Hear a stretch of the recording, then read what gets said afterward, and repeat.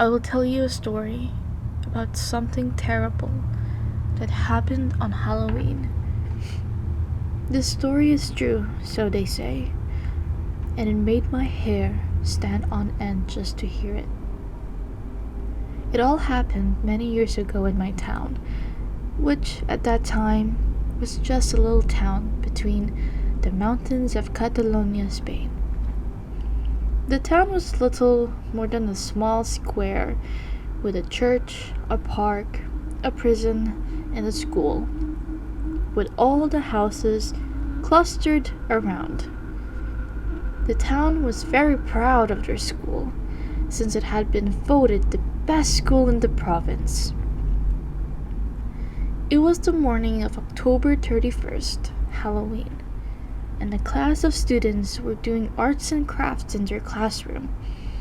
Some were cutting skeletons out of sheets of paper, some were painting vampire bats, and others were drawing pumpkins. The students were all aged between 8 and 9 years old. Their teacher was a beautiful young woman who had only been working at the school for 1 month. While the children were having fun preparing the Halloween decorations, the teacher turned the radio to listen to the weather forecast.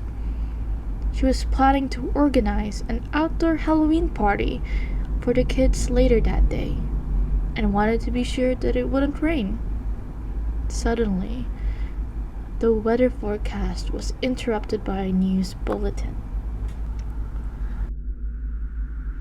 This is an important announcement.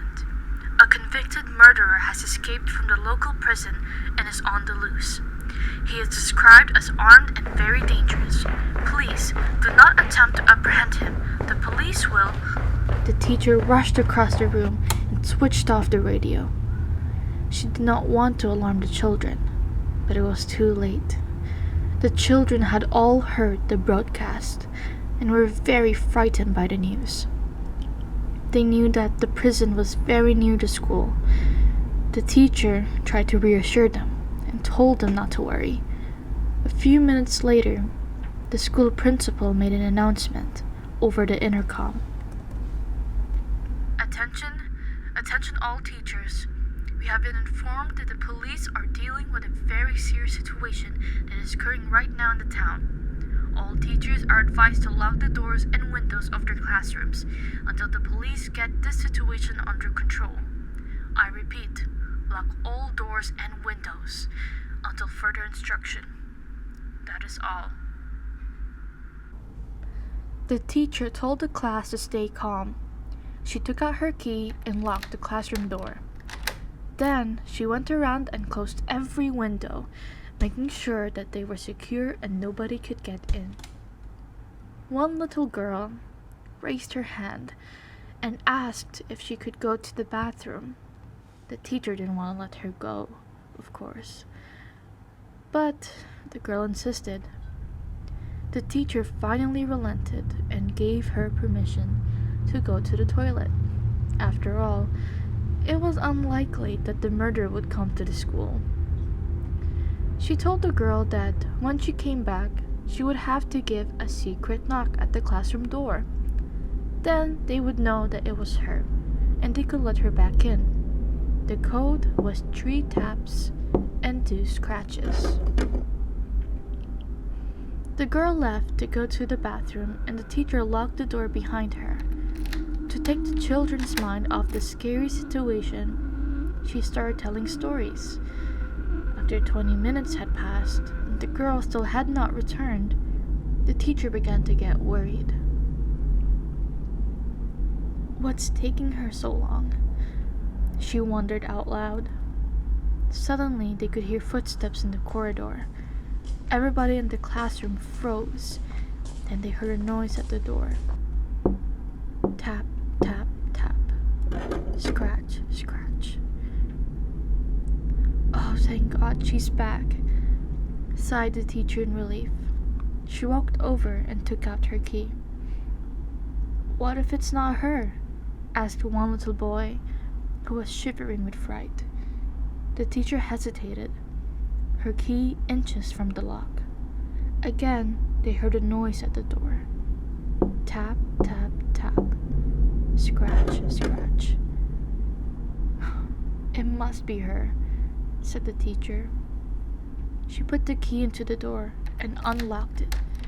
Suddenly, the classroom door burst open and a tall man was standing there. In his right hand, he was holding a knife, and in his left hand, he was holding the little girl's severed head. The escaped murderer came into the classroom, smiling from ear to ear. The children were trapped inside. All that could be heard in the corridors of the school were screams of terror and squeals of pain. In the chaos, the teacher managed to break a window and jump out. She barely escaped with her life and crawled to safety. The children, however, were not so lucky. When the police arrived, they found the murderer sitting in the middle of the classroom. The floor, walls, and ceiling were covered in blood. Little body parts lay scattered around him. He had chopped up every child in the class into tiny pieces. They found the headless body of the little girl in the third stall of the bathroom. The police figured out what had probably happened that cold October day. The escaped prisoner must have been hiding in the toilet when the girl was asking for permission to go to the bathroom. He must have surprised her in the stall and forced her to tell him the password. When she did, he cut off her head. Today, the teacher is in a psychiatric hospital.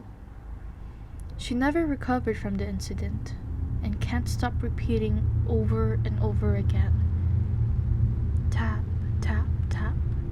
Scratch, scratch. Tap, tap, tap. Scratch, scratch. The school was abandoned because parents refused to send their children there. There were too many bad memories. The school was left just the way it was when the murders occurred. They say that if you visit the old school building and go into the classroom, you can still see the blood still dripping down the walls. If you are brave enough, you could even go to the bathroom. Just tap 3 times and scratch 2 times on the door of the third stall. Then open it. You will see the headless body of the little girl sitting on the toilet.